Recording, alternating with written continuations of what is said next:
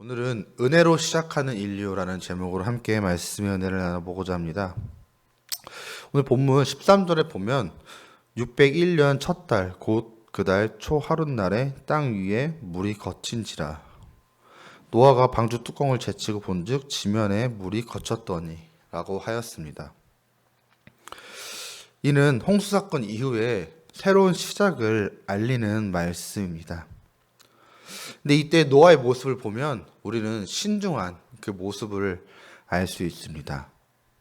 그런 물난리를 겪고 배를 그렇게 오랜 시간 타고 있었으면 한시라도 빨리 배에 내려가지고 땅을 좀 밟고 싶었을 텐데 노아는 그렇게 하지 않았습니다.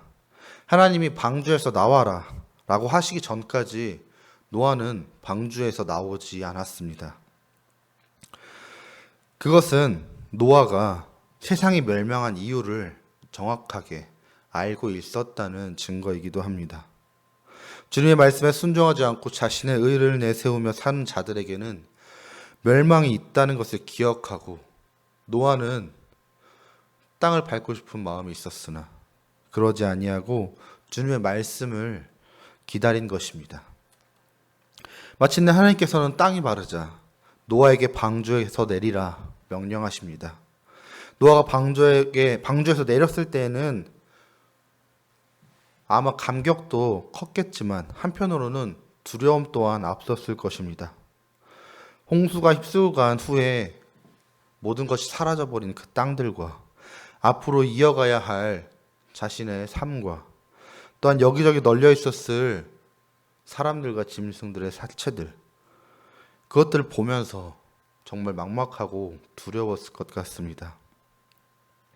또한 하나님께서 홍수로 멸할 것이다 라고 말씀하신 후에 실행되었던 그 엄하신 심판을 기억하며 그것을 보고 아마 너무나도 두려움 또한 컸었을 것입니다.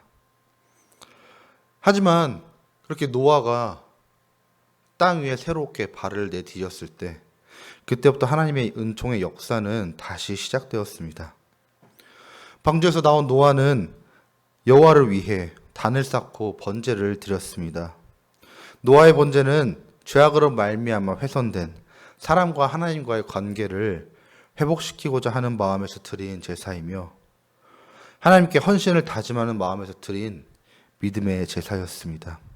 그리고 하나님께서는 이 제사를 기뻐 받아주셨습니다.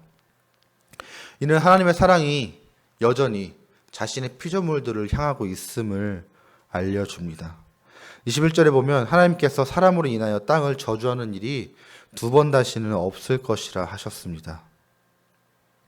그 이유인즉슨 모두 멸하고 새롭게 시작하지만 결국 사람은 악하다는 것입니다. 그렇게 인간이 다시 새롭게 시작하여 다시 번성한다 한들 그 악함은 사라지지 않을 것이기 때문입니다.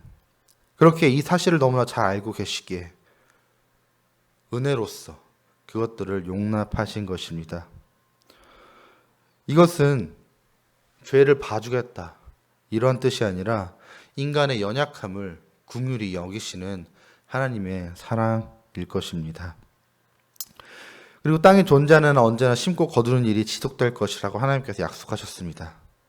이것은 하나님의 은총이 우리들에게 마지막까지 함께 할 것이라는 약속입니다. 이 은총을 허락하신 이유가 무엇이겠습니까? 그것은 하나님께서 지으신, 창조하신 이 천지의 모든 피조물들을 다 사랑하시기 때문입니다.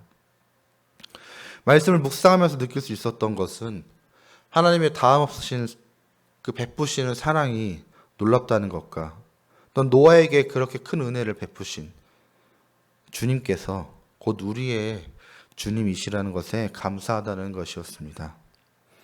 주님은 언제나 오늘이나 내일이나 영원토록 변함없으십니다. 하나님의 사랑과 은혜는 말로 다 형용할 수 없을 정도로 깊고 넓어 세월이 흘러도 변함이 없으실 것입니다. 그리고 주님께서는 죄악된 인간을 친히 용서하시고 자신의 백성으로 삼아 주셨습니다. 우리가 다 저 절대로 감당할 수 없는 은혜입니다. 이렇게 큰 은혜를 베풀어 주신 주님의 용서의 은총에 우리는 그저 감사할 따름입니다. 다만 문제가 되는 것은 결국 우리 개개인의 믿음일 것입니다. 노아는 하나님의 말씀에 순종하였기에 또 사람들이 했던 잘못을 기억하고 고치려고 했기에 그는 큰 사랑과 은혜를 받을 수 있었습니다. 그리고 새로운 인류의 시작이 될 수 있었습니다. 그렇게 우리 또한 주님이 우리를 사랑하시고 용서하신다는 그 사실을 기억하며 우리를 언제나 영원토록 사랑하신다는 그 사랑을 기억하며 그 사랑에 보답하며 살아갈 수 있는 저와 여러분이 되기를 소망합니다.